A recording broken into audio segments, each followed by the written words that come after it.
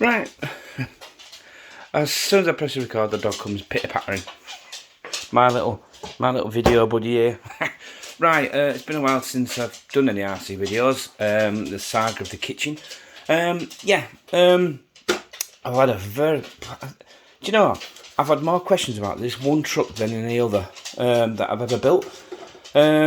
Basically, F350, 1/6 scale of 350 to a Ford Excursion. The Ford Excursion in this scale doesn't exist. In fact, I don't think anybody makes an RC version of the Excursion at all. If you've ever wanted one, you've had to make it yourself. Now, a lot of the Tamiya guys take the Tamiya high lift bodies and get a couple of them and make them into Excursions, and that's on a small scale. So, people have been asking me what's underneath it and how's it all joined together. So, basically, how's it all joined together? Right, basically, a lot of super glue for a start. I've got some backing pieces, like on these sections here, I've glued sections going down with epoxy resin and drywall tape. I'm not sure if you can see that from here. Yeah, there, look. It's not pretty, and I have made the door panels. I've taken some of those, cut them and joined them back together, which I showed in the previous video. Now I'll be gluing them in place so you won't see any of that.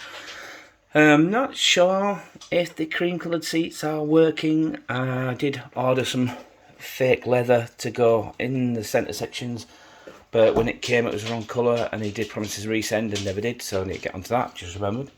Right, the body, how's it joined together? Basically, the original cab came to here, and I cut the back section off and glued it over here, making a new rear end. Now, as you can see, that's a piece of aluminium here, epoxy resined in. Now that gives it the strength, but how am I filling the gaps right now?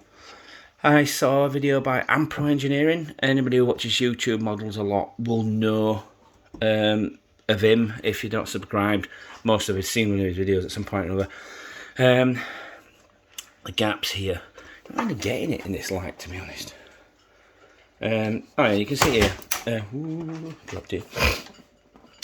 You fill the gap with, I got it out earlier, bicarbonate of soda, or baking powder as it's otherwise known. It's a fine white powder, and then you sprinkle it into the gap, pour super glue in it, and it goes like rock. Now, it's not very flexible, and it's possibly not the best, but it's damn well easiest. Now,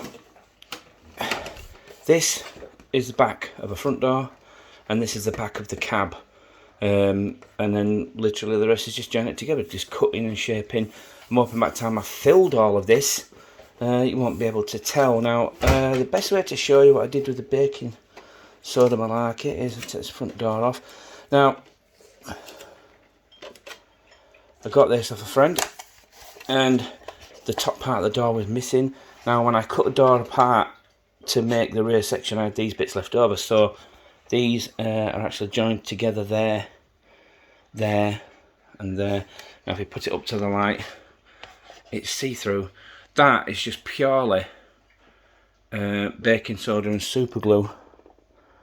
I don't know how strong that's going to be, but we can get it. You can get it almost disappears. You can get a really smooth finish on it. You can sand it. And I know I've used this method before. When you've primed it, the paint takes to it like plastic, so you can't tell. It's just a matter of getting it smooth.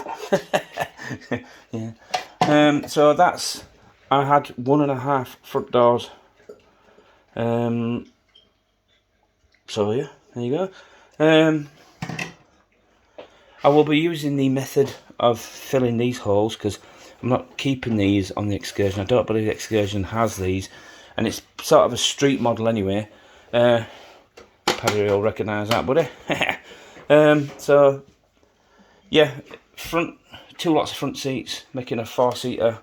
I just painted it brown in there, but I do plan, I still haven't decided whether to keep these rear arches or redo new ones, but it's all metal, so I suppose it's fairly rigid.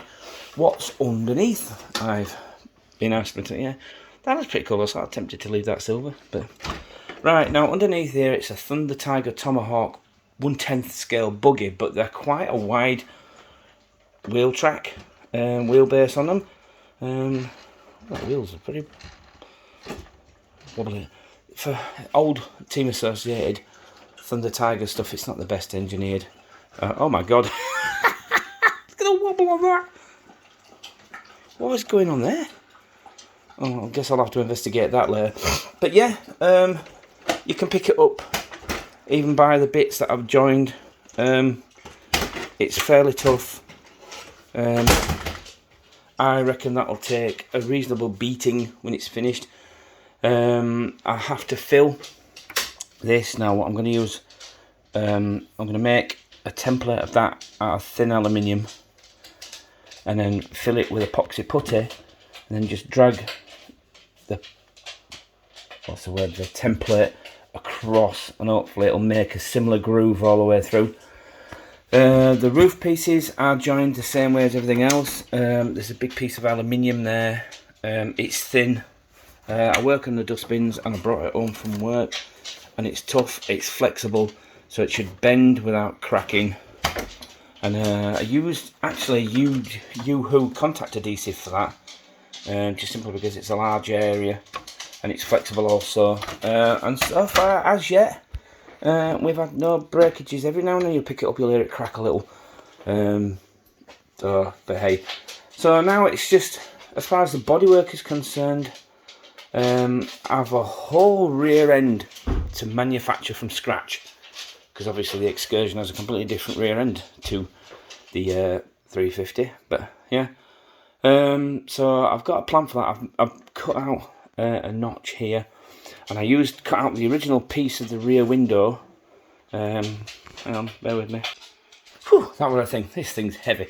Right, so the back end, that piece is this section here. And the join there is here. So the front door joined onto that. And well, you get the rest. You get the picture now. The truck bed, I've just shortened it. Unfortunately, not realising it is slightly different length to this. Now, in doing research, I found out the 350 Super Duty and Excursion are exactly the same wheelbase, exactly the same length. So I could have adjusted it while I was cutting to make them both the same size. Oh, this thing is, you're not really getting it on here, but this thing is dusty. Yeah, so what we're going to show you now. The dog's doing my head in. She does this every time I do a video. Yeah, I ordered red faux leather and I sent black. So I might do the seats black, who knows. Anyway, but yeah, that's it. That's pretty much all the tricks used on that. I always knew the roof was going to be the difficult piece to manufacture, just simply because of the length. But that's actually a piece out of my 1/6 mini roof. I had two turned one into a convertible, and that's a leftover piece of roof from that. So there you go. So yes, now we have two of these and a load of pieces. I've not decided what I'm doing with the pieces yet. So yeah, there we go. The kitchen, yeah. Just a final note. Friend came over and we did. I say we. He did. He cut the worktop for me, and now all we have to do is get rid of the fridges and the bits that we're not using, and put the fridge there. See the size of the. This is the hole that a professional kitchen company cut in the wall to make the worktop fit. Jesus. You know, we sort of went out and left into it, and I wish you know, when you're supposed to keep an eye on the workmen, do, because that's what shit that they do when you're not looking. Anyway, so yeah, hopefully in the next video this will all be done. Right, so there we go. Thanks for watching, guys. I hope this has answered all the questions about how I put the truck together. I'm not by any means an expert at this. It's just trial and error. I'm sort of picking up information as I go. This is black. I don't know if it's ABS or styrene sheet. It's like the plastic hard stuff. That's going to cause me the most trouble because it's not sort of as flat as I'd like it, and I've got some filling to do. But there you go.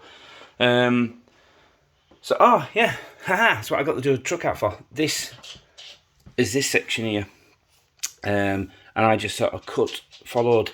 There's a mould line that goes up and along here. I followed that mould line, cut it across, and I'm going to use that, put a piece of Lexan on the outside, and that will be the window. because the tailgate, it has like a tailgate that opens upwards, and the doors open out like barn doors. So I just need to make the doors and finish the tailgate piece and work out how to hinge it. And that's at the raggedy edge of my skill set, is that. So we'll see how that turns out. Anyway, there you go, peeps.